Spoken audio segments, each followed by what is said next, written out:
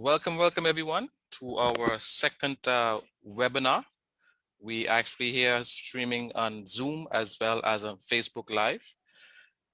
Today is going to be, again, like I said, our second webinar, and I'm very glad to... Hey. Oh, you got in? Oh, Okay. welcome. Well, welcome, man. So, yeah, I'm starting the intro now. So glad you got in. At least your phone is a backup. So that's Yes, good. sir. Okay, so in our last webinar, we touched on cryptos in general. Lenny wasn't, not Lenny, sorry. Clifton was not part of that, but I'm glad he's here today. And in today's webinar, we will touch on how governments or even groups can benefit from the crypto space. We will also touch on central bank digital currencies versus cryptocurrencies. And here with me on the panel today is Lenny Lewis and Clifton Ellis. Gentlemen, glad to have you aboard. Yeah, thank you, Emilio, for the invitation, the opportunity to participate in this webinar. I'm really excited about being a participant and looking forward to getting into the details of it. Oh, okay, nice. I think you're having some issues with the video, right? Yeah, I'm looking for an appropriate picture I can put up because my video doesn't seem to be coming through. Okay, no problem. And introduce yourself. I know both Lenny and Clifton very well. I actually met Clifton when I was studying in England, actually. And we became good friends. I can't even remember how we met. I know we was in a university. You were in the engineering program. I was in the finance and accounting program. So how our cross met, I don't know, because it's two different faculties actually. Yeah, I think it has to do with the fact that I knew a few Dutch people. Klaus was one of them. I'm not too sure if you remember this guy. Yeah. And then I started to meet people within the wider Dutch Antilles community. Right. And that's how we kicked it off, because once we knew, we were from both from the Caribbean. That was it, Yeah, that's true. Mm-hmm. And we remained friends ever since. That was donkey years, and we still remain friends today. And who would have thought we would have actually come back to collaborate on this spectrum? So I will like you to say something about yourself, your background, what do you do, how you got into cryptos, Clifton. Okay, thanks, Emilio. Yes, so I did electrical engineering at university, undergrad, did postgraduate studies also in electrical engineering. I've worked within power systems engineering sector since 2008, developing onshore wind farms, offshore wind farms, solar farms, that kind of thing, grid integration, transmission network specialization. And that was gradually that took me into understanding about open source and the power of open source, because during my undergraduate years we used Linux and Unix. Because most of the power system software were being operated on those platforms. But then when Gates made a push for it, then Windows started to attract the developers of the same software, and they started to build on the Windows platform. And so over time, that became proliferated. However, I did remember that Unix was far more stable and faster for running these very complex equations and Unix was open source. So I realized that if you collaborate internationally around a project, then what would really happen is that we could have the optimum software with a limited amount of flaws or less redundancy, the rest of it, that will make the code a lot more firm and stronger. And so I then realized that the blockchain, which essentially was a collaboration, Satoshi Nakamoto and among his peers at the time, they created this money. And so I was naturally drawn into Bitcoin, because in 2008, in my first job, when I got to the office to get my payment, they told me that they couldn't pay me because their overdraft was not extended by the bank. And I did not understand anything about that kind of thing. And so the 2008 financial crash got me, and of course it was the same time the emergence of Satoshi Nakamoto. Hmm. But at the time, I even though I heard about it and I'd never really delved so much into it until years afterwards, Right. because I spent most of my time trying to understand conventional Money. monetary economics, Right. and to understand the significance of the Bitcoin and why it had its intrinsic value and why it could be so powerful, Hmm. and the decoupling of money from the government and so forth and so on, Yeah. which I'm now a big advocate of, an Austrian school of economics, really. So yeah, I don't want to sort of say too much more on but That's that good is really how I enough. got it. Yeah, that's Yes, yes. sufficient. Thanks a lot for that, man. Lenny, I met Lenny via your uncle. Your uncle is a good friend of mine. I actually met him in St. Martin when he was flying for Winair. And then Yeah, they yeah. moved back up to Canada, where he's flying in Canada as well. And we stay friends. Every time I go Canada, I have to go by them. It's like a mandatory something. I have to go by them. And doing that, I met you. Yes, sir. So Yes. yeah, and Mm, I know Yeah, you're. and we've been at it. We've been at it ever since. Yeah, exactly. So give us some background on what you do and how you got into crypto. Well, some background on me. I'm a licensed paralegal. Mhm. mm, I'm an entrepreneur at heart. I have multiple businesses that I own and operate. Mhm. Um, as far as getting into to what I'm doing now, this is an additional service that I'm adding to my corporation. Mhm. This is through the ability of blockchain technology Okay. and cryptography, cryptocurrency. So basically, how I got involved in it was, during the pandemic, that put the world down for a little bit, right? And a lot of people were trying to figure out how they were going to survive, make money, Yeah. what's going to happen after. Yeah. So I kind of dug into the space, and once I got past, the things I didn't understand from a technical standpoint, um, overall I understand what this is, and this opportunity is something I believe that will allow for new business to flourish and new things to grow. Okay. That's decentralization, decentralized finance to be specific.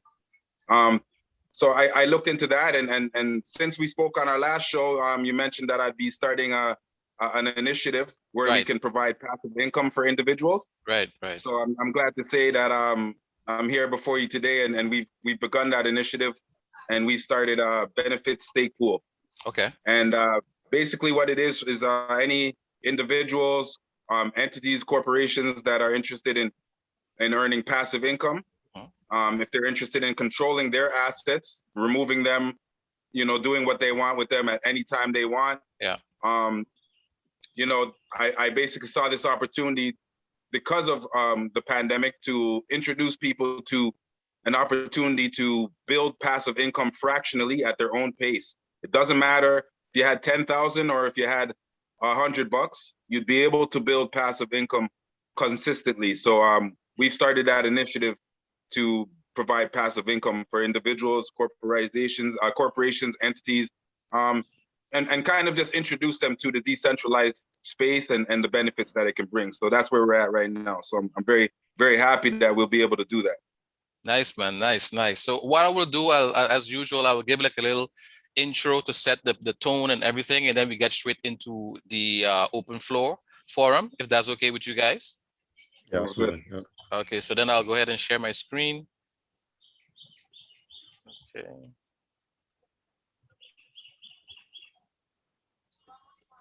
So let me know if you guys can see the screen.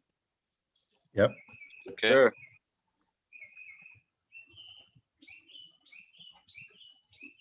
Okay. So of course, my name is Emilio Kalmera.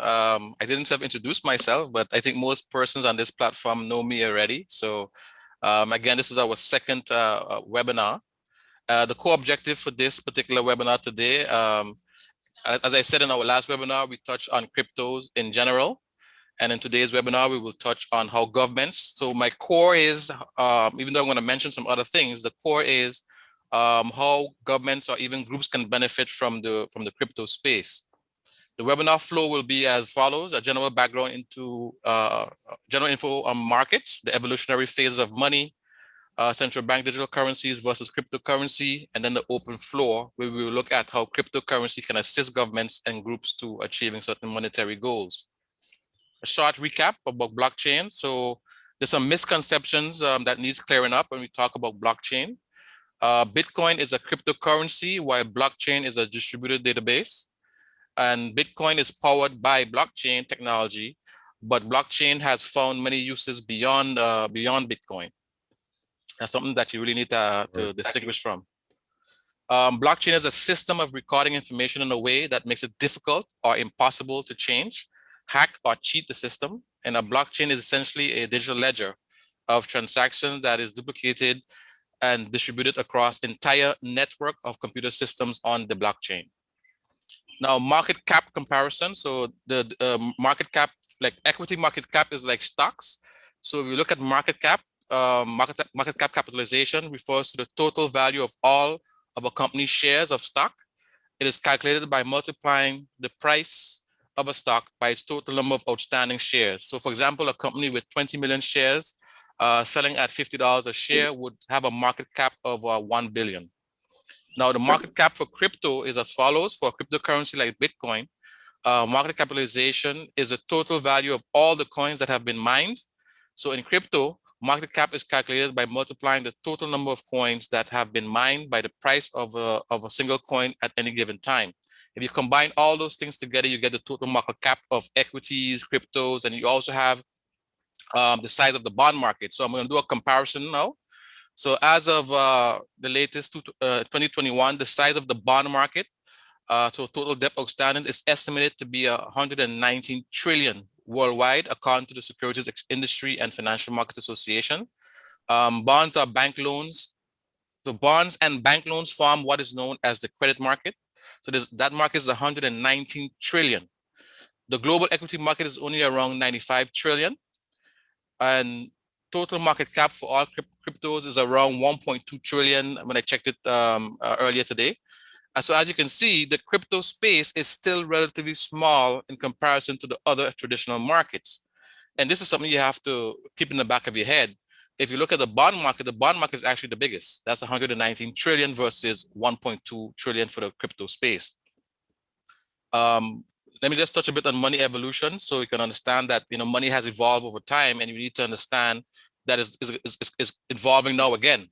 So we start off with barter trade, and the beauty about barter trade when you compare it to cryptocurrencies is that barter trade, we chose what we're going to barter. No, there was no centralized institution telling us we have to trade for mangoes versus whatever. We could do whatever we wanted in a barter trader environment.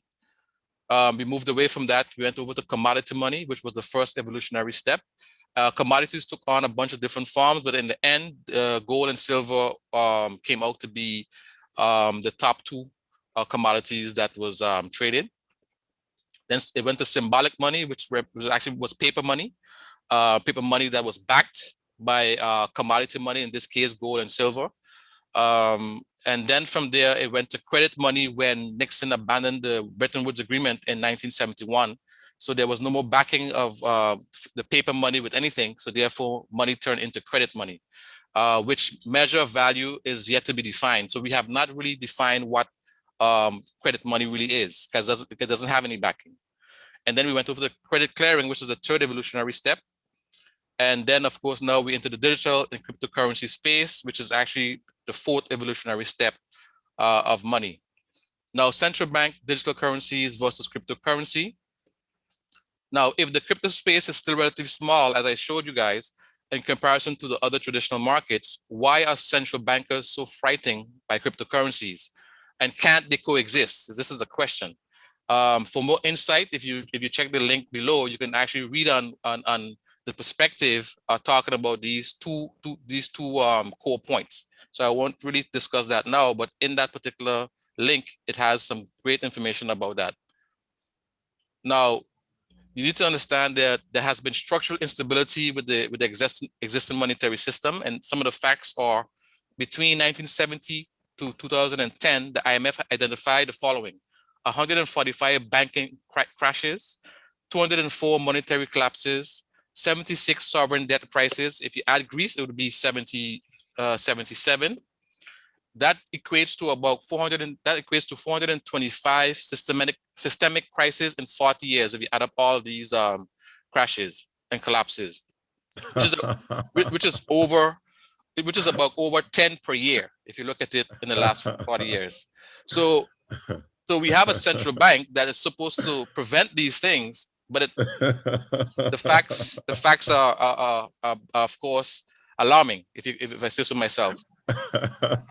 You're laughing, it's Clifton. because it's not even a joke, because it's too tragic to be a joke. Yeah, You know, yeah. talk about epic failure. Yeah. And then, but even before 1970, we had issues too. Apparently, there was 48 massive meltdowns between 1637 and 1929. It actually started with the tulips in 1637. Tulips, for those who don't know, is actually originated from Holland, in Amsterdam. You understand? So Holland has been part of the mix. This sauce was from Bernard Leata. Ironically, though, the Bank of Amsterdam, which was called the Amsterdamse Wisselbank, was an early bank vouched for the city of Amsterdam and established in 1609. It was the first public bank to offer accounts not directly convertible to coin. As such, it can be described as the first true central bank. So most people think it probably would be England or England or so forth, but no, actually the Dutch was the first to establish the first true I'm not central bank. surprised. I'm not surprised. Yeah, so oftentimes when our politicians are here fighting the Dutch, I like, guys, you really don't know, huh? You really don't know. So that's the source there. Now, the basic aspects related to central bank digital currencies are actually conflicting with the philosophy of cryptocurrencies.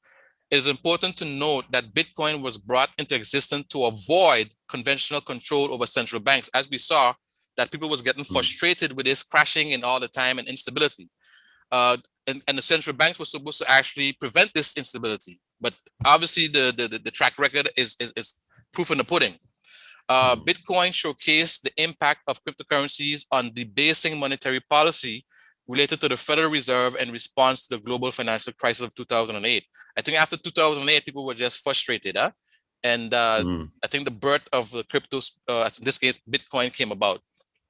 While cryptocurrencies are generally created using blockchain, central bank digital currencies would likely run on a different technological platforms, although the use of blockchain is not impossible. Now, there's this cozy relationship between the central bankers and commercial banks. Most people think that central bankers create the money supply in the economy, but the truth is most of the money is actually created through commercial banks. And that's something you also have to understand as well. A central bank digital currency will have to be issued by a central bank. It cannot be issued via a commercial bank like it is now, like how money is done now. And thus the role of the commercial banks becomes questionable. In theory, a central bank digital currency could decimate banks entirely. Individual citizens could hold their CBDC savings on account with the central bank directly, eliminating the role of banks as depository institutions. That's basically a threat. Now, while cryptocurrencies are decentralized, central bank digital currencies are centralized. While cryptocurrencies offer anonymity, central bank digital currencies would allow central banks to know exactly who holds what. Now, central bank digital currencies aims at preserving the oligopoly of this global banking system, so the status quo, while cryptocurrencies focus on democratizing financial systems, making it more democratic. CBDCs will have to operate on a private network, which one has to get permission to. In such a system, banks and other financial institutions that are partnered with the central bank as they are now would facilitate transactions for their respective clients by hosting nodes. Besides them, no one else would have a similar role or access to the permissioned blockchain. Cryptocurrencies are decentralized digital assets stored on public and permissionless blockchain networks. They either have a capped or unlimited supply, and in some cases, users can earn tokens by directly supporting the network, with the two most popular methods being mining and staking. Everyone can join a crypto blockchain, so it's not like the central bank, you have to have special privilege to join their old boy network. So everyone can join a crypto blockchain network and observe its state, even if they are not active participants. Moreover, users can become miners, and there's no set of requirements that prevent someone from hosting a node. On a blockchain network like Bitcoin, all users are equal and hold the same rights, authority, and power. There are no special figures. Last but not least, the network flows by having all of its users reach a consensus on the state of the ledger. The let's ban crypto and introduce CBDC strategy would create a precedent that could push other countries to do the same. Banks could simply lobby against decentralized currencies by using the same old arguments that we have been listening to for nearly a decade, for decades actually. Cryptocurrencies destabilize a nation's monetary system. We just saw what I showed you with IMF, but yet they have the mantra of saying cryptocurrencies will destabilize a nation's monetary system. They are used by criminals and drug dealers who launder money, and by terrorists as well. So that's the mantra they use to discredit decentralized currencies. However, Bernard Leata said it best. Key ideas: political democracy without monetary democracy is ineffective. So now I'll open up the floor so we can have a discussion now with my other panelists. So what do you guys thought of that little intro so far? That was beautiful, my friend. It was great. Yeah. Yes. It's great information. It's great educational information. Okay, nice. Okay, so go ahead. I note the first thing that comes to mind is the possible coexistence of crypto and central bank money or currency rather. Yeah. And crypto is freedom money. Yeah. Right. It's a representation of store of wealth that is not controlled by a centralized institution, wants to tell you what to do, how to spend your money, wants to tax you, wants to tell you whether you can actually send the money or not, and in the name of your own safety. But Thomas Jefferson comes to mind. He says that if you exchange your freedom for security, you will have neither. So your freedom is meant to be the foundation of that which creates all the positive things that human can create. Right. If the root that is planted is not sown in freedom, then what we have is essentially an oligarchy from the very beginning. Right. And the thing is, Robert Kiyosaki said it good as well. He said gold is God's money. He said cryptos are people's money, and the money system now as is I guess central bankers' money, right? That's exactly what basically he said. So, gentlemen, how do you see the future of cryptos evolving in light of the pressure of this central bank digital currencies? I'll leave Clifton go first. Yeah, I'm really excited. I'm really enthusiastic about what is happening in the world, because initially I felt that Bitcoin would die a slow death, but and that was because it was concentrated in China. The mining was concentrated in China, and of course, it being controlled by the Chinese, that would have never been good for a representation of people's money, because at the end of the day, China is a dictatorship. Right. So I looked at it and I thought, and I noticed that there were a lot of my people that I admired were saying a lot of negative things about whatever else, and I thought possibly it's not very good for the ecosystem to have it dominated in China. But what's happened in the last few days is that we've seen a lot of the FUD about Bitcoin and the Chinese establishment, the CCP, trying to actually destroy the mines. But guess what's happened as a consequence? Replanted in the US, bro. Yeah. In Texas, where it's open. Yeah. I mean, and I'm hearing about, and guess what? El Salvador, the government has passed a bill making Bitcoin legal tender. Yeah. I mean, we should all be celebrating that, because but the money will, Question though, do you think that El Salvador should have adopted Bitcoin or Bitcoin Cash if you look at the issues surrounding the Bitcoin problem? Bitcoin, because guess what? People actually complain about it takes a long time and whatever else, but people don't realize that when you're sending money across borders, it takes days. True. Right. So even as problematic as Bitcoin, is in terms of the rate of transaction, but what we have is definitely that the transaction is going to go through if there is enough Bitcoin in the wallet and all of the rest of it, because the network never stops working. So this, what we're seeing here is that we've removed the control from the hand of the man, Right. and we've put it in the hand of the network. All right. And we're seeing, we can put our confidence. I think this is what Satoshi meant Right. by, removing all third party from the flow of the economy. Nice. And that would ultimately, in the end, remove corruption. Mhm. And it would ultimately bring forth egalitarianism within society.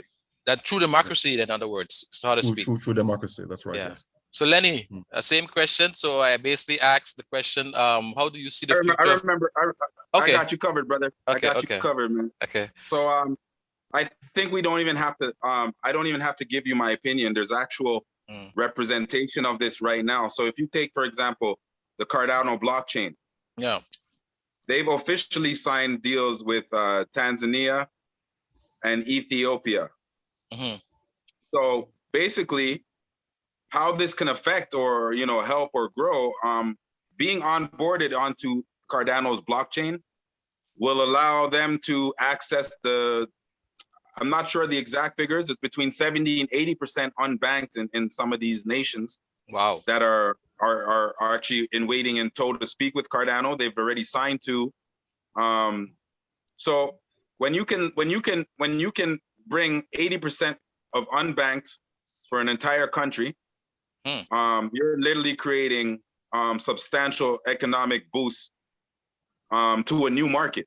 So how much people? Right? How much people you're looking at? Like 7 million? Something like 7 million people or something. I believe. I think it's 200 million in Ethiopia. Unbanked. And sorry, sorry, about 80%, right? Okay, 80%. Okay, it's a lot. Million. It's a lot. Yeah, that's a lot. It's a lot. Yeah, right. absolutely. Absolutely. And Clifton said earlier, El Salvador, they're at 70% unbanked. What? So yes. I mean, it's this is what I've heard. Everyone's free to do their own research, but I believe Cardano is interested, or they've made contact with El Salvador in terms of possibly being the infrastructure that they facilitate their business on. So to answer your question, like the possibilities are literally endless, and more importantly, it's decentralized democracy, it's decentralized opportunity. I believe there's a lot of bright individuals in the world, and if you allow them the same resources or instruments that others have, which is basically open source, I believe that would be something stimulating for the new economy we're trying to come out of post-pandemic. Right. Money velocity. Right. Money velocity is what that's what we need right now, because if you look at the trend of the velocity, has been dropping, and it was dropping even as they pump more and more credit money into the system. The velocity is not going back up. There's no trickle-down effect taking place. No. I mean, it essentially money in the repo market being pumped out just to keep the system going. Yeah.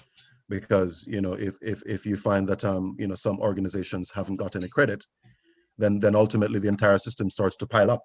Right. And so they cannot prevent it. They must allow the flow of the money to continue at the higher level so you can have society functioning. But that creates de facto inequality if you look at it, because only certain groups of people gets that money. You're creating winners and losers, and this is really where the non-democratic element of it comes in, because you're not supposed to choose winners and losers. Correct. The market must decide. Correct. But then that being said, then knowing all of this, why do you think the central bankers now are coming up with their own digital currency? Why are they afraid that they'll be a thing of the past, or what's going on there? I think they see that their reign is coming to an end.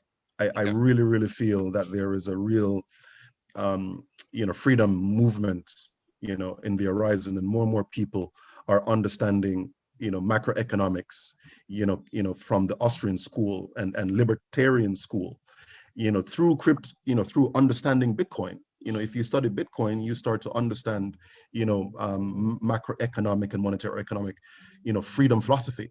Right. And once you start to feel that the energy that you can become a part of something that you can profit and benefit from, then you cannot stop that individual from participating.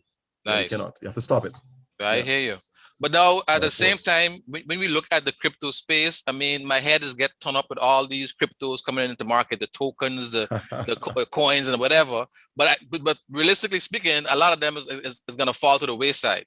So in your guys' opinion, Absolutely. which ones do you think I'm going to give each of you guys your opinion on that? I'll Which let ones do Lenny you go. I'll think? let Lenny go. I'll let No Lenny go problem, on no that. problem. Which ones do you think the top three? Let me say the top three you think will be remaining out of all the sea of cryptos. Yeah. Well, I believe there's about 10,800 or more cryptocurrencies now, Hmm. which is a significant boost from last year as around, 2, 3,000. Wow. The way I kind of look at it is, if someone was interested into entering the crypto market, I think it's safe to look at the top 10 currencies, Okay, tell me but what's those? Yeah. the top 10, but there's a caveat. The Okay. top 10, I believe, will be different than what we see it is now.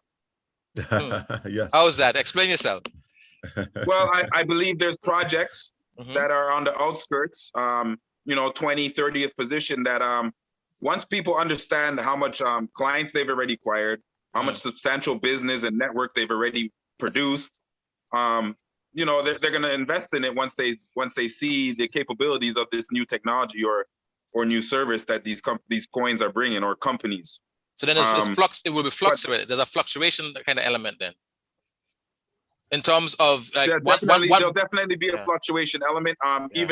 Even since I've been in the space here for just over a year, like in the matrix in the space, I've seen a lot of change, right? I've seen things drop out of the top 10 to top 60 now. You've seen Doge? Yeah, there's a lot of interesting things going FOMO? on. I think all you got to do is just look for the fundamentals of coins that you believe, Mhm. and just stick with your guns and go with that. So Yeah, I what mean, what I love it. I have Yeah. this. I'll just say something very, very quickly Mhm. here. That we have a situation where you must read the white paper. Okay. There are 10,000 or so, as mentioned by Lenny, in the space. Mhm. And there are still only 2% of the global population that are actually involved in the space. That's true. And if we That's true. talk about the breakdown of the pre-existing paradigm, there will be something to replace it. And if you look very carefully, or not so carefully, it's quite obvious that the momentum is only growing within the crypto space. Mhm. And so we're looking at the successor in the making. And so, to speak of which will be in the top 10 in, let's say, the next 4 or 5 years, Mhm. we're looking, it's a lifetime away. Okay. It's a lifetime away. We're going to Right. see a lot of Lot of changes. movements up Yeah. and down, changes. Downs. Yeah. But the key word is mass adaptation, Mass. which Okay. will have mass adaptation. And to answer that question, you must look at what is the problem is the coin solving. Right. If it's solving a problem that needs to be solved, like Right. Bitcoin, it needs to solve, we need a cryptocurrency that is actually reliable and is properly decentralized. Right. And proof of work, even though they say it's expensive, the banks are far more expensive. True. Yeah, that is true. In That is true. terms of wastage, Yeah. they take aim at Bitcoin, saying that, oh, it's the robbers, it's the thieves that are actually using the money. But really and truly, it is, as Lenny talks about, it's that individual in the streets of Tanzania that is really going to be using it now. And now in El Salvador, we have individuals now, Right. in the marketplace, Right. even street people using Bitcoin on their phones. I mean, talk about boosting, the bankable Right. onto the network is something that I think is humanitarian, and we all should be very, very happy and should push that. I'm glad you said that, because if you look at the fact that I just showed in the presentation that the crypto space is only 1.2 trillion. The bond market is 119 trillion. That's a crazy gap, huh? And for people who don't understand what 1 trillion is, if you were to spend $1 million every single day from since Jesus was born, you still won't pass 1 trillion. So that's just to show you how much is 1 trillion. And so the bond market is 119 trillion.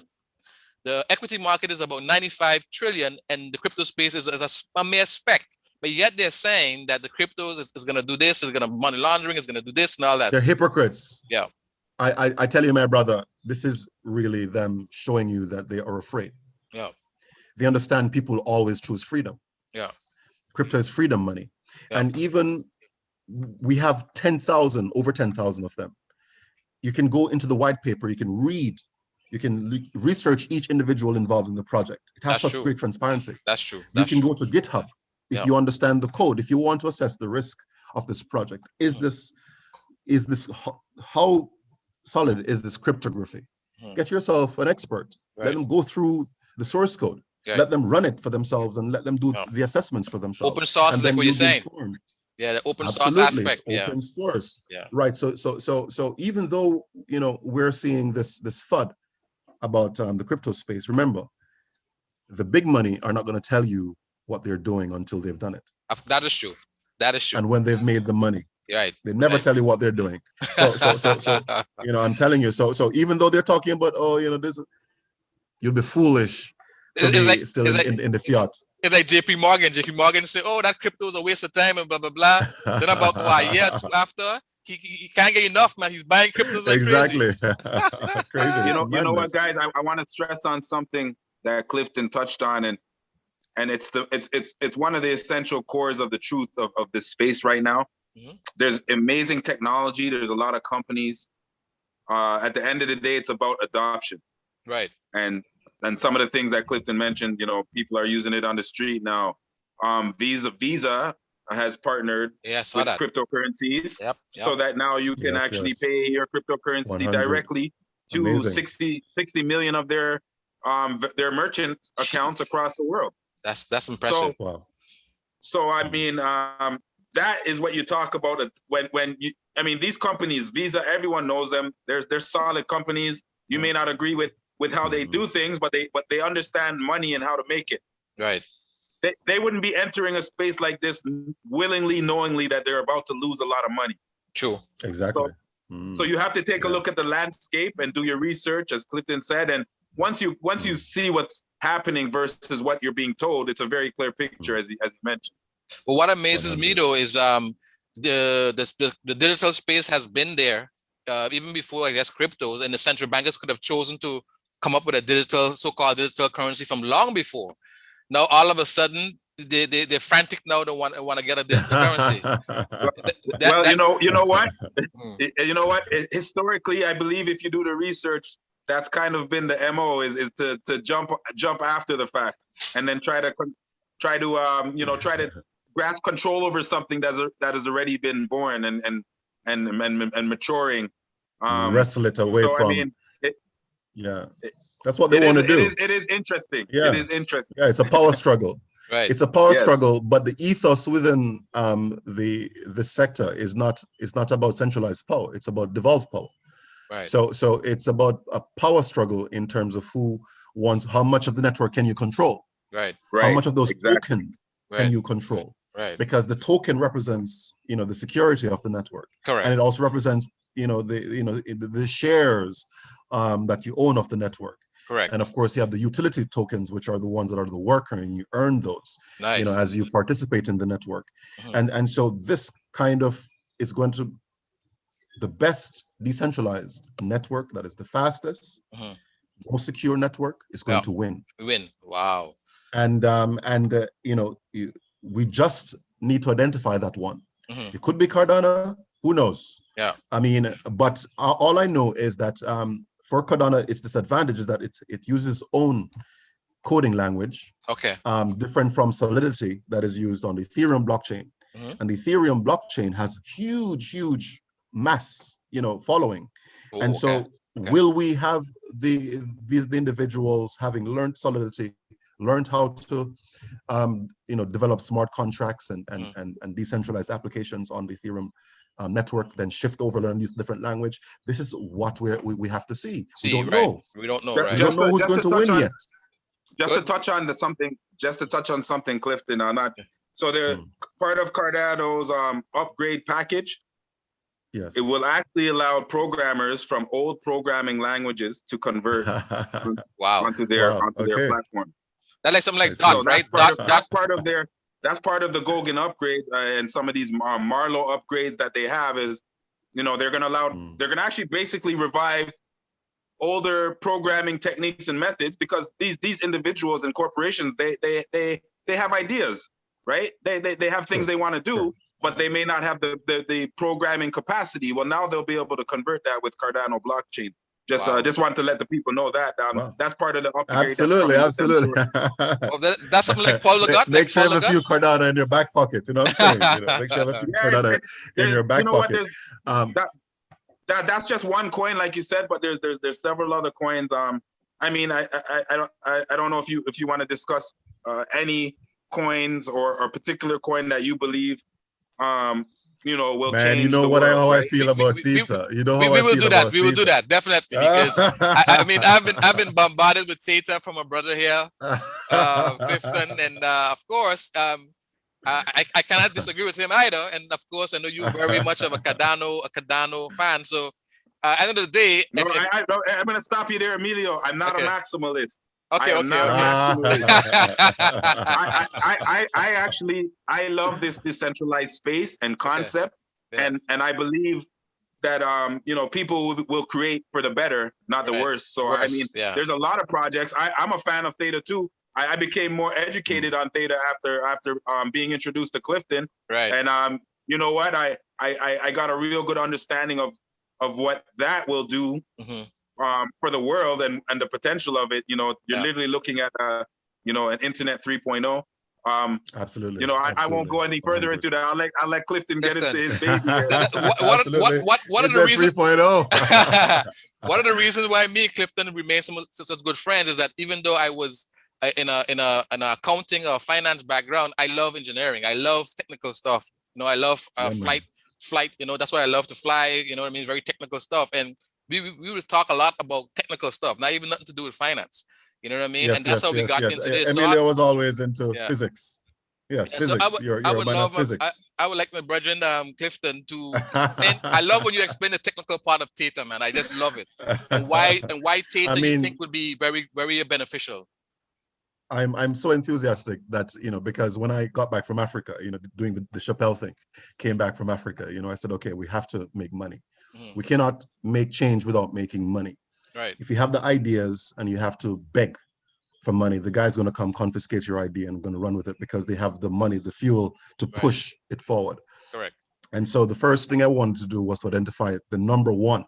What would ultimately be the number one coin in the world, ultimately, because it would solve the biggest problem. Correct. And that is essentially the internet highway. Nice. And the internet highway is effectively, we're struggling with the so-called last mile issue where the guys upstream are taking all the bandwidth, and there's somebody downstream that doesn't have any bandwidth and left, and so you cannot get any data whatsoever. And so that issue cannot be resolved by simply just building out the network. Right. You need an intelligent solution because data is getting bigger and bigger. That's 4K, 8K, what next? Gaming, you know, we're gonna have virtual reality. Yeah. You're gonna have augment reality. You're gonna have all of those things. And so as a consequence of it, we're going more and more within the digital space, which means more and more data. And if you want to operate or to mine that data, you know, without latency, you need a solution. And Theta came up with a solution that is now patented. Wow. As a matter of fact, they have 5 patents, which secures. That's pretty good. Yes, five patents. I mean, which essentially secures this intellectual property to create the Internet 3.0, where you can create each node operating on the network, essentially strengthens, boosts the system by giving the traffic another route to take for the data to flow. And at the same time, whilst you're actually on the network as a node, you're getting incentivized because you're sharing your broadband. And so you're getting incentivized for what you're sharing. And so it's broadband money, essentially. T-Fuel is broadband money. So you're getting paid. Mic drop, boom, you know, broadband money, my friend. So you're getting paid. You're getting paid. You're getting paid just to be on the network, bro. You are participating as either a guardian node, as an edge node, or elite edge node. Whatever you're doing, you're getting paid. I love that. I love that. You're getting paid. Yes, man. I love that. I love that. Lenny, you want to say anything? Yeah, no, that's that as I said, man, when you take those two coins we discussed, I say coins, but they're really corporations. Mhm. Absolutely, corporations. But Absolutely. what with what Theta and Cardano are doing, even those just two examples, those are huge things that they'll be able to advance society in ways that we have never seen before in a decentralized way. So I'm looking forward to it.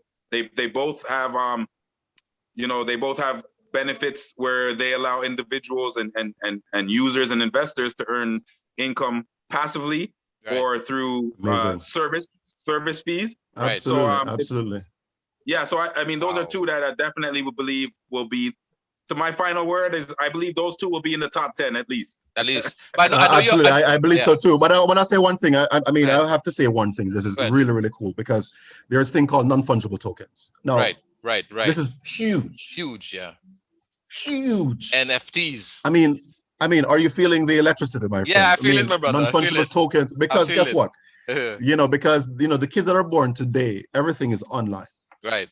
right? I mean, when you talk about a digital asset, which essentially, and you're owning the Mona Lisa, which is a digital asset. It's now digital art on an NFT, whether it's the Cardano blockchain or it's on the Ethereum blockchain or the Theta blockchain. Right. They will be interoperable in the end. All of these networks will be interoperable because we're going to have conveyor belts of networks and interlocking into each other through conversions, That's which powerful, boy. Yeah. Lenny mentioned. And so Yeah. we're going to have an entire international ecosystem of networks where Wow. each non-fungible token, which represents a digital asset, the micropayment system that was launched and also patented by Theta is huge because it allows you to be incrementally paid for whatever you're sharing. Yeah. And everything gets locked onto the blockchain, and they've solved that problem, my friend. Oh my God, they've solved that problem, my friend. Woo! My God. So Lenny, but I know you into the V chain as well. Yeah, V chain is you huge. still, Yes, you're still. there are others. There are others as well. There are others as well. Yeah, I'll be honest with you. Where I kind of am in my journey, I'm kind of out of the investment strategy, right? Because my focus has been the stake pool, right? Because again, you have an investment vehicle now, right? So this stake pool is on the Cardano blockchain, and what it allows is if someone put it into this stake pool, doesn't matter what amount, they can enter fractionally. Right. They will get passive income 5 days. So they'll get 6 payments every month. Wow. In terms of the control of it now, in the pool, they can take their money out, put it in another pool. Right. They have total control of their investment. Wow. So when I look at something like that, and I look at educating as many people as I can, because listen, passive income. Take example. Imagine, people listen to this show and they take some things from it today, and if another unfortunate pandemic happens and some of these individuals acted, some of them will be receiving passive income, right? And wouldn't be worried about some of the bills and financial obligations they have to do, which will lower your stress because you need a lot of time and energy, to work your way through those type of experiences. That's true. So if that aspect of, and it goes into what Clifton said, is the decentralized manner. It allows individuals new tools and ways to make passive income, residual income, create business. So it's take the government out. I believe it's a really amazing time. Yeah, because one of the biggest people, is the biggest takers of our money is the centralized exchanges that put weight on the supply chain. Right. That's right. True. And this weight they're putting on the supply chain is huge. Too much of middlemen. We can cut too many middlemen. Exactly. They're making all the money. They have the monopoly profits that they make, and we're paying just for the infrastructure. Yeah. And Uber, we're paying for the infrastructure. Uber links the taxi driver to the passenger. Airbnb, we're paying for the infrastructure. Right. The landlord is connected with the occupant. We remove these controls, and we allow the network to decide the true price. Right. That's great. That's True beautiful. price. That's beautiful.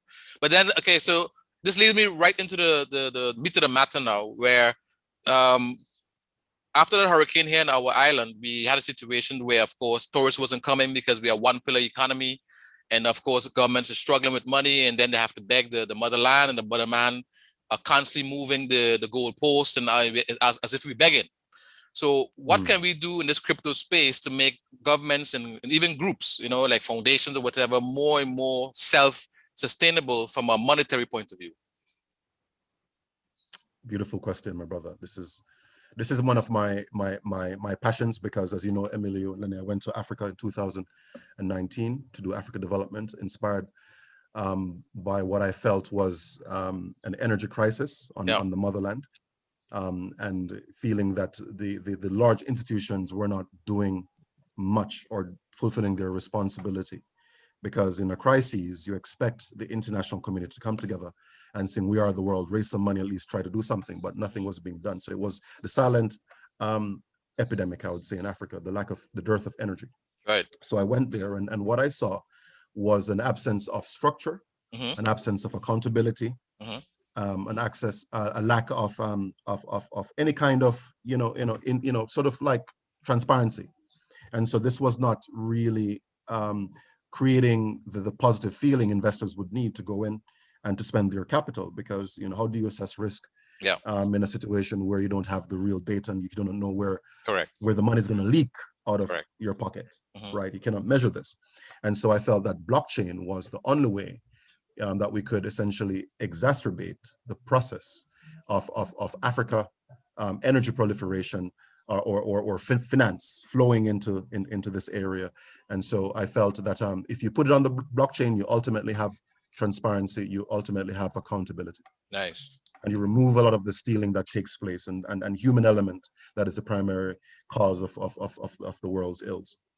Okay, but then Lenny, but I still want to know, okay, in our little small dynamic, we are 30, oh yeah, sorry. Yeah. How do we? Yeah. So Lenny, you wanted to give it a tackle, then I give it back the flow back to Clifton. Well, yeah, I'll make it short, but I'll give you the idea of how. So an example where with Theta, for example. Yeah. If you have the type of node that you operate. Explain what's the node, so people can understand what's the node. So basically, a node is generally either transactions flow through nodes. It acts as a a POS for some of these blockchain terminals, right? Right. Basically, as Clifton said, now there may be smaller cities, small countries that may need access, and with this decentralized platform, an individual like Clifton would be able to assist that city and country with bandwidth and earn a fee for that service. So that's how Theta can say, that's how Theta, I believe, that's one general way. Cardano, I believe, you can use it in a sense where you have different government bodies, departments. Some of them are funded well, and some of them aren't. Yeah. With these Cardano stake pools, by the way, they hold up to 63 million ADA, right? Wow. I think the current price is about $1.20 right now. So that's a lot. If a government body, branch, department was to invest some of that capital, they'd actually be able to produce passive income, receive it six times a month. How much? 6 times a month? They take it out, or when they leave it in. Six times a month. Impressive. Every 5 days, it's called an epoch. Every 5 days, it's called an epoch. So you'd get paid 6 times a month. So if you want to have a bigger pool, go ahead, Clifton. Go ahead. Yeah, I just wanted to mention that because it's a very, very critical question you're asking, and I really want to hit the nail on the head for this one. Yeah. If you put it on the blockchain, whether it whatever issues we have in the Caribbean, say for example, we have issue within social spending, welfare spending, right? And I believe that should not be a part of the taxes. I believe that should be gifts contribution from society. Right. because government cannot do it effectively. It Right. always steals, and the administration becomes far too heavy. Heavy, right, And the money doesn't flow to the people that really need it. right. And so by replacing social welfare spending with a blockchain, where individuals can put something in the pot, and then there's a small smart contract on top of that, which Nice. essentially allows individuals in need on a per monthly, per day, whatever it is basis to go Mhm. boop, and Nice. get a drop of meal or something. We could ultimately eradicate poverty Wow. that way. Beautiful. You know Beautiful. what? I love that Clifton touched on that, and he's right. And you know what? So I operate an organization called Canadian Benefit Center. It's a community outreach type of organization, and under it we created the benefit stake pool for the passive income generation. We can put that information But up part of the later. Yes, yes, sounds Yeah. good. but part of the information, part of the revenue that generates Mhm. is actually going into some of these social initiatives that Clifton mentioned. So we have Nice. a few initiatives we're working with a great organization called Athletic Eatery. It's the hydration initiative. There's the neighborhood stars, where during the pandemic we get kids up at 9 a.m. Their parents can join them, and we do some functional exercises.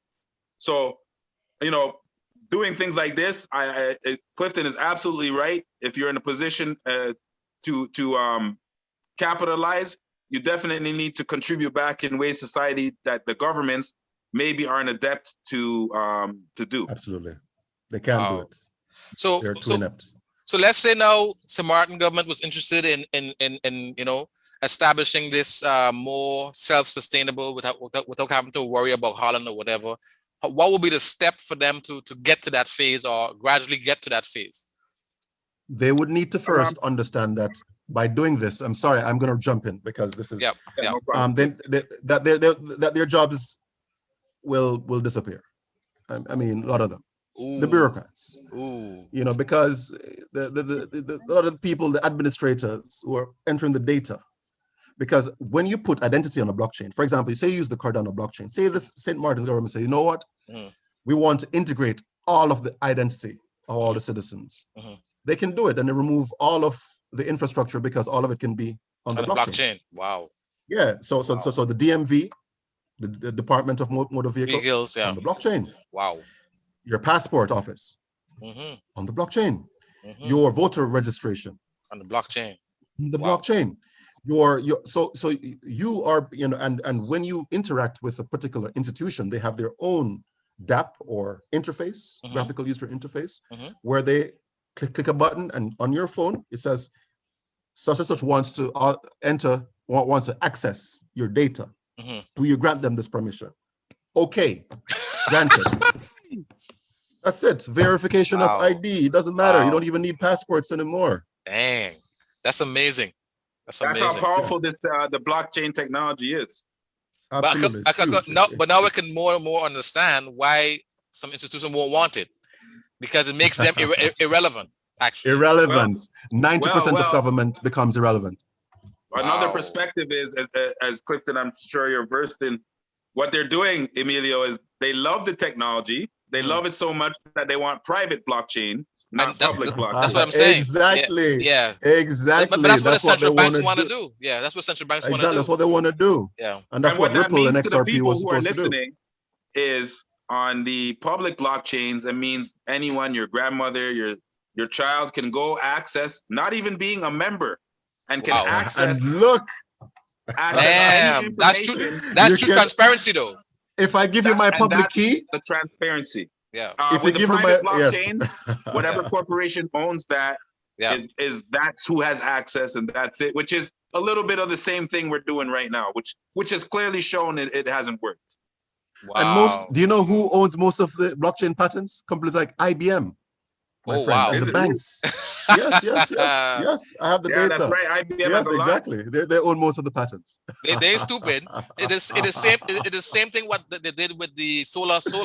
Because for example, the spaceship, no, the space station has been built donkey years with solar, and what the oil companies did, they bought all the patents because they knew that, you know what I mean. So it's the same philosophy. The same philosophy. You Yeah, a see little bit of the where, same thing going on. yeah. You see where the money is going to flow. You try to tell everybody it's not going to go there, and while you just buy real estate. Yeah. And by the time it's oops, we That's thought, we became a part of it. We couldn't let it miss us, and turn out we own 90% of the network. I have that sounds like the Matador trick. Yeah, I have Exactly. I have a family member that happened too. The sibling tell the other sibling, that man don't go buy that land over there, man. That too rocky and too whatever. He went buy up everything, build up the nice units and thing, and then make millions. That's how they do it. These big corporations, JP Morgan, all of them, BlackRock, Deutsche Bank, they are highly unscrupulous. They make all the profits. They're literally insolvent, and their practices are just completely immoral. I've seen the Panama Papers. I mean, I've seen a lot of those leaks. I know that, the biggest corporations and government officials are involved with their hiding their money offshore. And they have complete, what is known as Immunity or call something? them, immunity. Yes, they have privacy and immunity offshore. When there's, they speak with one mouth to you, and they tell somebody else something else. So watch them careful. Don't trust them. Buy Cardano, buy Theta. This is my own personal opinion. It's not monetary advice. I'm just saying that it's not a financial advisor. I repeat, Clifton. Not financial advisor. It's just for educational. Exactly. Education only. Times 2. Okay, so what I'm gonna do now, I'm gonna open up the floor to anybody else that maybe want to have ask some questions. They can do so now. I see Ian. Yeah, let's do that. Ian is online as well. I see Ian's is phone. he? I think I've seen Ian's phone, unless that's somebody else. Yeah, I'm here, but I'm in incognito right now. Oh, you're incognito. Okay. Good to have you here, brother. I'm just enjoying the conversation, and it's very, very enlightening. I just feel my energy level just picking up. As this podcast goes along, my friend. So you guys keep it up. Hey, we'll try to keep that coming. Yes. Take care, man. guys. Yeah, man. Thanks. No, but this was very informative. Hold on, hey Emilio, do you see a member in there named Dwight? No, I think it has some person went in and out, so I'm not too sure if it was there at the time, but I'm not seeing anybody now saying Dwight. Okay. Oh, why is that? No, that's an associate of mine. We're working on a lot of big projects. The cryptocurrency is just one aspect. Sorry, give me a sec, guys. I got a bunch of messages coming in here. Yeah, no problem. I'll pick up from Lenny. Okay, good. Essentially, even my mic went mute just now. I didn't do it. My mic went mute. Why is that? I don't know what's happening. Sorry, guys. I don't want to be a conspiracy theorist. Good associate of mine, and it's always good to have another perspective. How they see the space. Yeah. We're all dynamic, and we all have different views. So it's good to give everyone a lot of different views and perspectives. Yeah, Go ahead. Just finishing off. This is my last comment. Getting into the space right now, it's like getting Amazon stock, Google stock, all of them pre-IPO.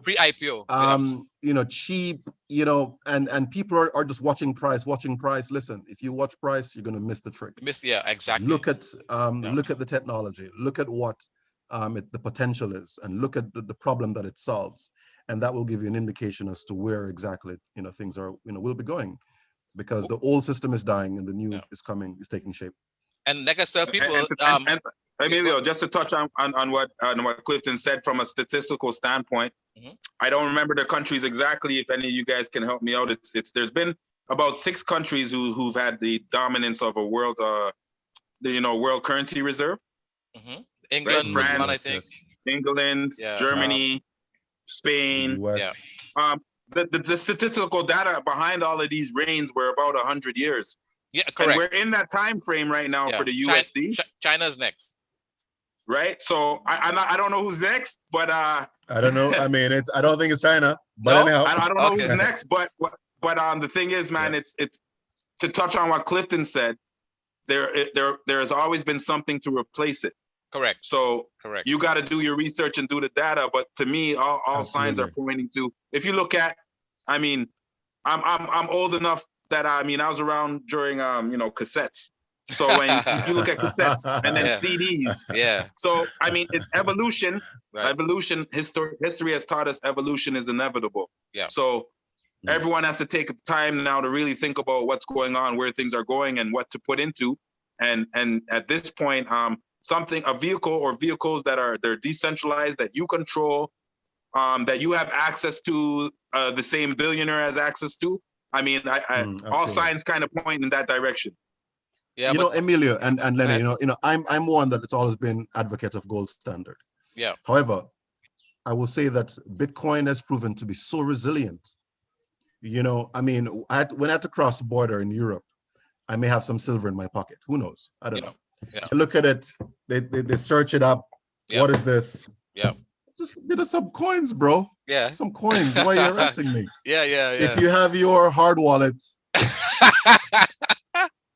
they can't tell you nothing. straight through. Can't tell you nothing. Especially when you go to the state, they actually we have a $10,000 up to declare. Exactly. No, I have it on my hard nano. On my hard wallet. I got my complete. It's a device just like your phone. There's no reason for anyone to access that. Yeah, exactly. Nobody can access it. It's exactly. a different And you know what? I'm altogether, glad you touched on that, Clifton. Just to educate our listeners, they've heard a lot of information. So part of this decentralized ecosystem is being able to store your assets in your complete ownership.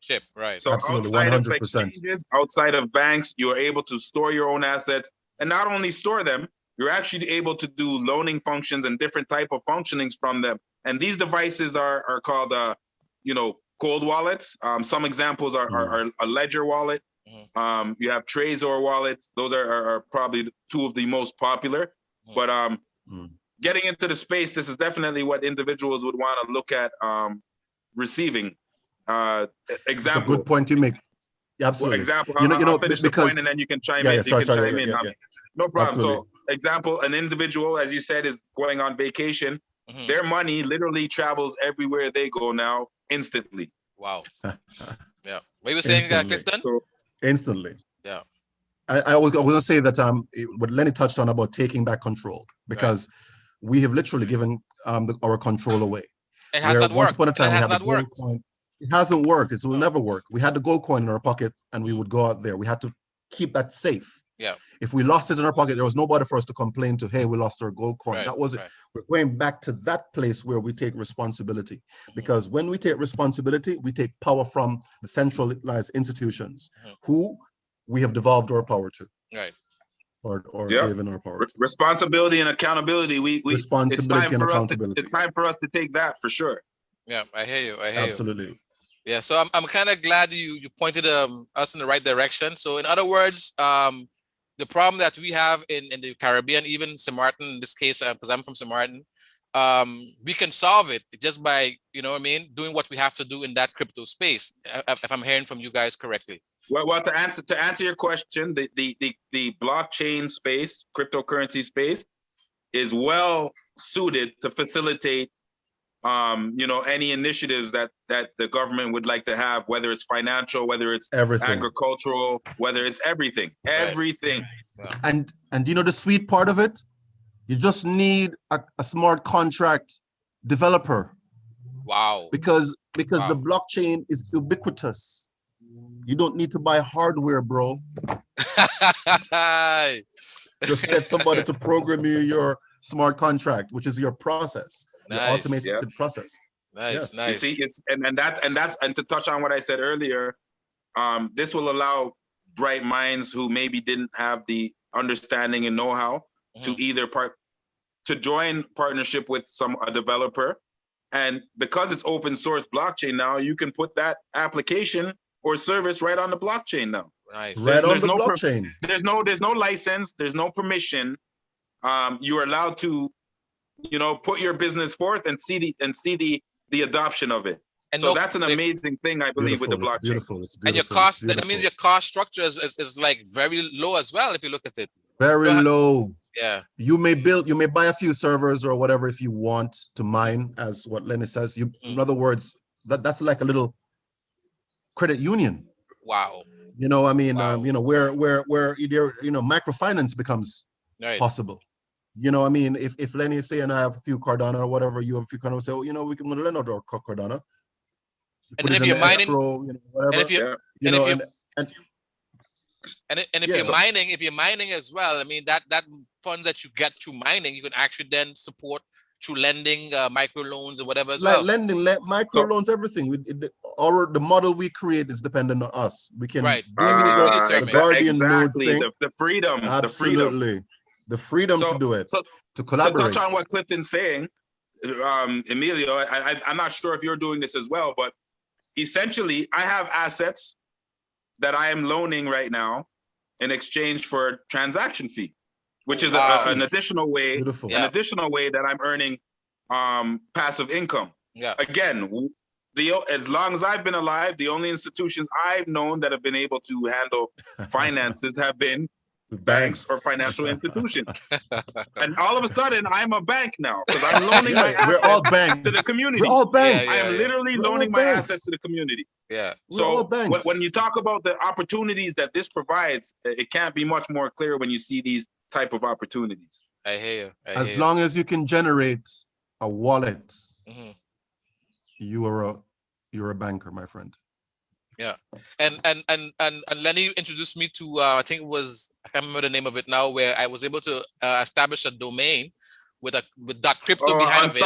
Unstoppable Right. domains. And now, It's on the Ethereum platform. exactly. So basically now, Awesome. Absolutely. if I doing business with you and you need to send me money, all you have to do now is type in that address, that crypto, and it goes straight. It knows exactly which wallet it goes to. And I don't have nothing to do with no PayPal, no credit card, nothing. I getting paid via. That's amazing stuff, man. And the significance of what Emilio is saying, guys, to anyone who's listening, is right now when you transfer funds, it's a very long numerical account, right? It's autonomous, but it's a long numerical account. With unstoppable domains, you can create something called Emilio crypto dot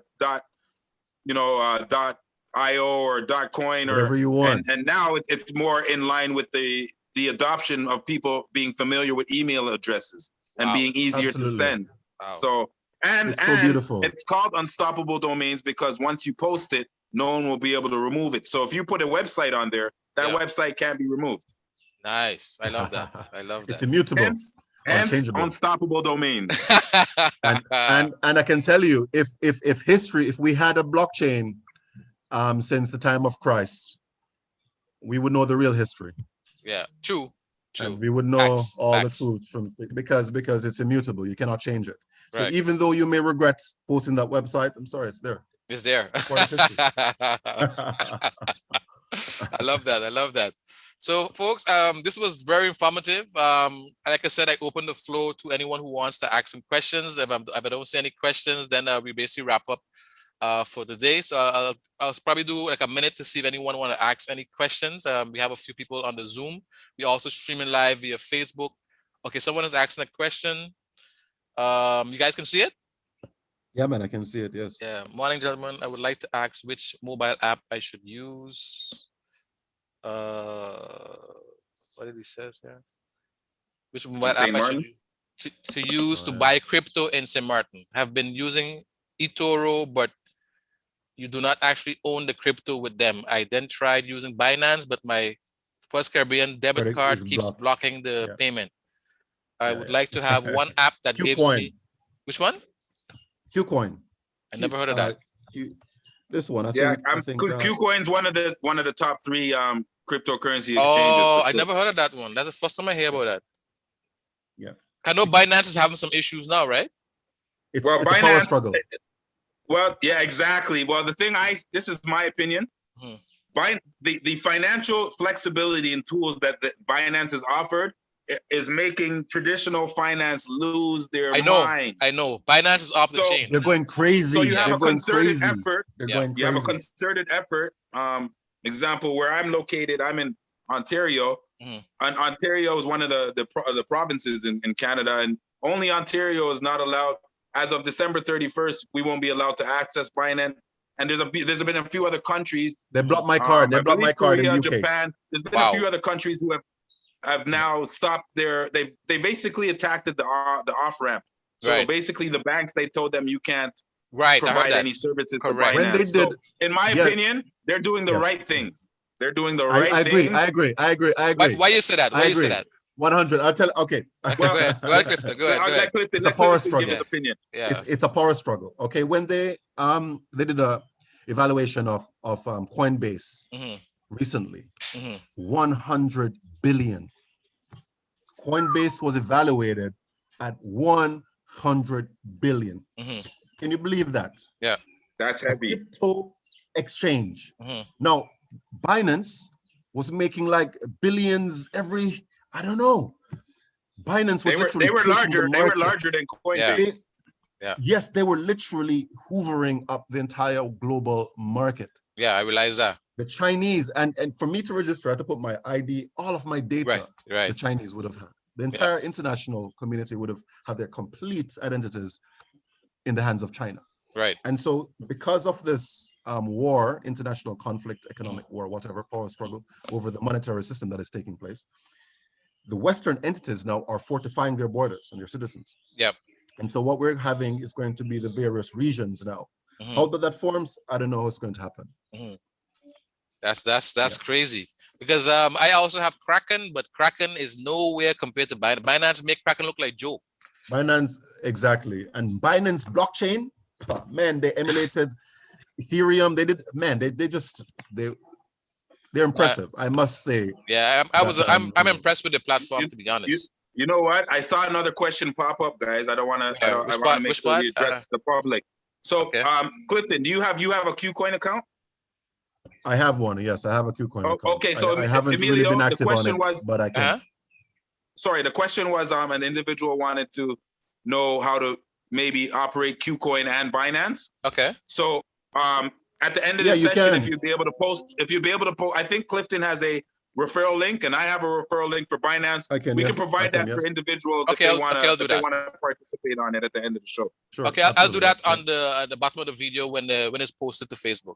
Right, but that was one of the questions there. So hopefully, we can definitely address some of these questions and concerns. We'll figure out a way to facilitate that. Absolutely, we'll have the brothers and sisters of the Caribbean, man. We gotta take the power from the government, man. Okay. And ready for this is the revolution. No problem, man. Evolution, like it or not, it is what it is. Yep. It is what it is. Yeah. Any more questions, folks in the group? Unfortunately, I can't. I'm not looking at the Facebook live aspects of the person that asking questions there. I won't be able to see right now because I did give the Zoom link because it's more easier to coordinate on one platform, even though you're streaming on multiple platforms. But so far we had 2 questions. Hopefully that was answered. But the referral link, I'll put it on there so then they can get in contact with you. And you guys would assist them further with that. Yeah. Sounds good. So Clifton, how's Jamaica? Man, it feels great to be home, man. Yeah. How long have you been away? 2 years. 2 you know, years. COVID-19 took out 1 year because I have to be back here all the time. Yeah. I believe the Caribbean, it's time for the Caribbean to shine. We need to connect. I feel the same. I feel the same way. We're the most beautiful place on the planet. Where we have the most dynamic cultures here. We have a lot of things going for us. If we can somehow integrate ourselves on a blockchain, where we can put our finances together, we can start pushing microfinances into these communities and whatever else. Let us start to generate these ideas, so we can have frameworks, down on a piece of paper where we can build. It's time to build. Love that. Actually, Lenny is also tied to Antigua. Most people don't know that, right? You have roots from Antigua. Oh yes, man. I'll be honest, man. This initiative I have right now with the stake pool, it's an international initiative. Right. So eventually, when it starts producing, I would love to be able to contribute to it. I'd love to be able to contribute to some of Clifton's projects in Africa and contribute with that and just become international. And one of my main things I definitely want to do is integrate into Antigua and maybe educate about blockchain and develop that side of things and kind of bring that element down there. But as Clifton said, it's time for us to take responsibility, take accountability, educate ourselves. Take responsibility. There's a lot of education out there right now. It's time to do something it's now. And once you're in the crypto space, it may sound like mumbo jumbo right now initially, but once you're in there, you start to get it. Once you start to get it, you start to generate ideas. You start to communicate. It's a big community of people. So whatever questions you have, you can always, there's always somebody or some information on YouTube. Give somebody giving an answer. All the answers are there. It's all a matter of searching for them and being interested, in this evolution. And in Jamaica here, we are importing pineapples from South America while they're pineapple rotting in the fields, my brother. That's so crazy. Don't get me started, man. Don't get me started on the nonsense. Oh man, that's so crazy. But what I want to say before I wrap up is I mentioned earlier that the bond market is the biggest market in the world, 119 trillion. If you get even a mere 5% of that money moving to crypto, you're talking about over 5-point-something trillion. Remember, the crypto market is only 1.2. So if you get even a small amount moving to the crypto space, those who are in there now, oh man, they're gonna reap the rewards. And like what you said, it's like pre-IPO of Amazon. Quadrillion. Yeah. Quadrillion. And like you said, Emilio, you trillion. Have these sorry, Clifton. You have these big corporations all dumping their funds, their portfolio, 5%, 10% into crypto now. Right. So just to touch on what you're saying, it's not a matter of if, it's a matter of when. So if individuals are interested in getting involved, the time is yesterday. But then the question is, some people ask, like, they're scared to do it because they're afraid of the volatility. But I keep telling them that, remember, you have traders gonna want to shake you out of the market if you're not strong. Because at the end of the day, it's about pumping and dumping and then picking up all the coins as much as possible. So you have to be careful not to be panicking and looking at all over the time. Touching a very good point. Those individuals, I mean, I don't trade. I mean, I've traded a little bit, swing traded, not day trade. Right. Trying to project the market, but the volume, the capitalization is so low. Right. Exactly. That one individual can shake the market. Exactly. And that individual, you don't know when they're going to pump. Right. And when they're going to dump. Yeah. I mean, I've known individuals that do the pump and dump and have made money, but then they got stung and lost a lot of money. So the best thing to do, I would say, is to research to get the best coins, because it's still very early in the sector. There's still 98% of the entire world still yet to enter the market. So if you buy it now, and hold, a little bit of money, that will accumulate significant return on your investment. So it only makes common sense to put a little bit of whatever you have of your portfolio. Even if you don't have a portfolio, start with $10. Start with, look, if you had bought Bitcoin at $1 back in 2000 and say 10, you'd have been a millionaire. Okay, so what I mean is, don't start to think, oh, I don't have 100 or thousands of whatever else. You can buy fractions of stuff. You can buy fractions. Yeah. Because in a matter of 2-3 years, we're looking at 10,000% shift. Right. Nice. And to touch on what Clifton said, and what makes it more palatable to wait 2 or 3 years is the introduction of a POS and proof of staking, where you can earn passive income while you're waiting for it to do what it has to do. I love that. Beautiful. I love that. Beautiful. I love that. Beautiful. I love that. Beautiful. Folks, as you earn passive income without trading, it's actually right in your digital without wallet, taking that risk. and you're earning without taking risks. So I know people might be listening to that concept and believe that that's not real, but all you got to do is do the research for yourself, and you'll see. It's nice, real. Man. Nice. You buy the tokens, which are representation of the share, but when you stake those, you're securing the network. And you're being incentivized for participating in network security. It's a beautiful thing, man. It's a beautiful thing. Emilio, so in other words, you're not being, you're providing a service, so you're being compensated a service fee. Right. So it actually has nothing to do with the compensation of the stock rising or exactly. That's the interesting thing about the passive income. That comes regardless. Absolutely. Right. I love that. 100%. Yeah, that's why that's why you guys are my mentors. Like persons would understand. I mean, we're all mentoring each other, my friends. Yeah. Yeah, We're mentoring each other on this. Yes. Yeah, we're mentoring each other, and our goals are all the same. Is we want to expand and bring things to individuals and communities and countries that help us to grow. Right. That's all we're all trying to do here. 100%. Right. 100%. Hey, thanks again, guys. This was very Yeah, man, informative. thanks for having us, man. I look forward to another webinar because things are always changing, so we have updates and so forth. So of course I'm gonna do webinars too often because it gets kind of stale. I'm gonna keep it short and sweet and at different times, you know what I mean? And yeah. Hey, Milo, go ahead.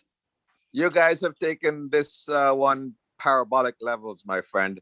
I can't wait till the number 3 podcast that you put on, because you guys knocked this one out of the park, man. I'm telling you.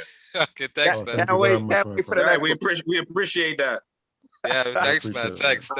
It's real, man. Passion. The passion is real. $1,000 for you waiting now, Unks. Thanks. All right, guys. Take care. Good. Yeah, man. Blessings, Thanks. brother. We appreciate that. Okay, man. So that was it today, folks. Again, thanks for being part of this, and I'll see you again in another webinar, everyone. And of course, I always link with my brothers behind the scenes, so I always have access to them, which is great. And so I'll see you guys again. Bye. Take care, man. Take care. Okay. Bye.